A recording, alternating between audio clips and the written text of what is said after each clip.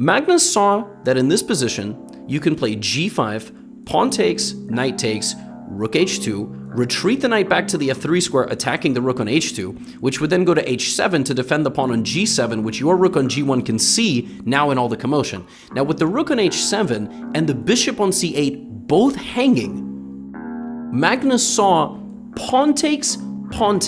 knight takes, sacrificing the knight and getting this knight to move, deflecting from the defense of the rook on the h7 square, which went back to defend the pawn on g7, and then white would play queen to c2, seeing that hanging rook and seeing the bishop on the other side. That's absurd, and he saw all of that in about 40 seconds. And the game proceeded, g5 takes, knight f3, rook h7, takes, and queen to c2, forking the rook and the bishop, and white is completely winning. And the thing is that black is either going to lose a full rook, or if he opts to save the rook, he's going to lose queen c8, and then black has to go queen d8, and then you take on b7, and you're just completely winning. And that is exactly, what happened. He ended up losing the rook, and then, a pawn, and he